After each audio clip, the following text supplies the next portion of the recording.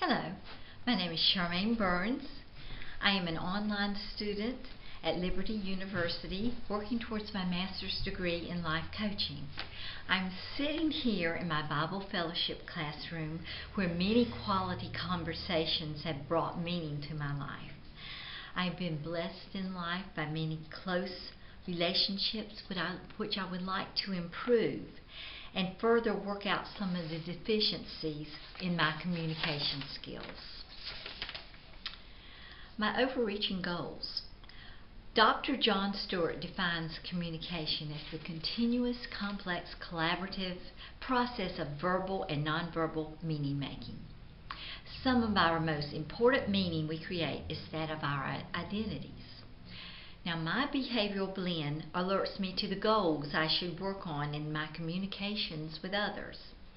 One is to be more outspoken in public environments, and the other is to be more open about my feelings and listen to those who are closest to me without judging them or defending myself. Some about my background. I was raised by a Christian mother and father along with 3 other siblings. I was grounded from an early age in the truth of the Bible, which probably has affected how I view the world and listen to others through the filters of beliefs and values. This is explained in Listening the Forgotten Skill by Madeline Burley Allen. From an early age, I was considered a very shy child in public, but the only thing I wasn't shy about was singing.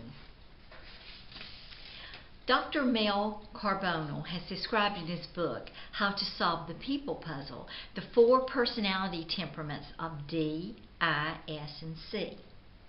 You may find out more about these 4 personality types and the Uniquely You assessment by logging into the web address at the bottom of my PowerPoint slide.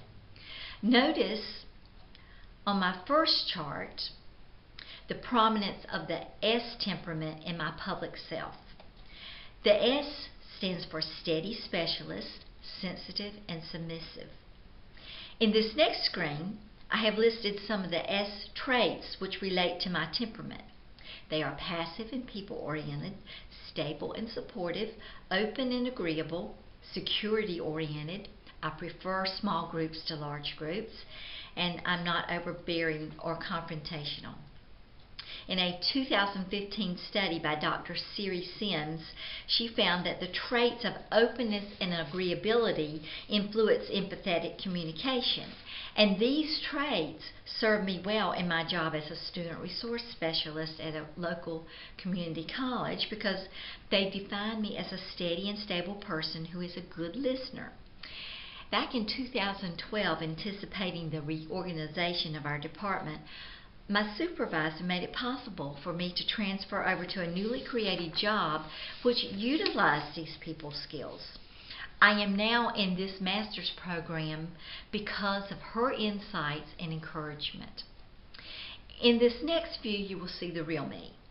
The S temperament is still very prominent in my personality, but the behavioral blend changes to CSI. The C stands for competent, cautious, and committed. Other traits are that I desire quality and correctness, I'm friendly and kind, I hide feelings publicly, I'm passive and people-oriented, and I'm indecisive. It is the temperament of quality and correctness, and probably indecisiveness too, which probably is the source of irritation for those who know me best. The I temperament, which rates closely behind the C and S, stands for influencing and impressing.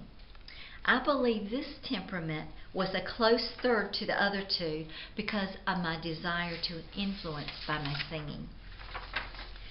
Communication barriers I have. Speaking openly and honestly about my feelings without inwardly putting up defenses and judging has been a communication barrier which I would like to change in my private life. While the S temperament is usually quieter in public, I will speak up when those things that are dear to me are challenged. I must be cautious, though, if I am coming across as too judgmental in those cases. Another barrier is my apprehension in speaking to large groups or in unfriendly environments. Some resources and strategies that I will be using are, one, Dr. John Stewart's book, Bridges Not Walls, a book about interpersonal communication. This has been a great resource to dissect conversations and explain why conversations can turn to conflict. Another resource is Dr. James Peterson's book, Why Don't We Listen Better? Communicating and Connecting in Relationships. This will be a great source with concrete examples for talking and listening responses. And also his listener talker card, which gives guidelines of how to have a productive conversation, will be used. The Uniquely You Personality Assessment will be recommended to help figure out why a person acts the way they do.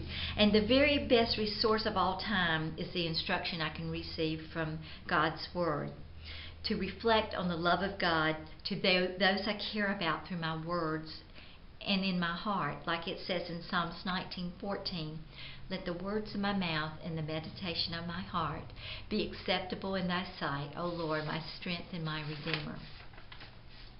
The action plan I have. I first want to utilize the knowledge of traits about myself gleaned from the Uniquely You assessment and be more assertive in publicly presenting my ideas and opinions, especially in large groups or uncomfortable settings. And as suggested by Dr. Carbonell, to be fearless, for God has not given you a spirit of fear, but of power and of love and of sound mind. I think about that verse a lot from 2 Timothy 1:7. Second is to use the listener talker card with my husband, my family, and in potential conflict situations and dialogues to keep focus on the problem and not to silently defend myself. A third plan is to improve my empathetic listening skills through practice and intentional skill building. And my fourth part of the action plan is, in my close personal relationships, to work to be less demanding of myself and others of tasks which are not up to standards or left undone, and acknowledge that everyone will make mistakes, including me, and allow grace for the others as well as myself.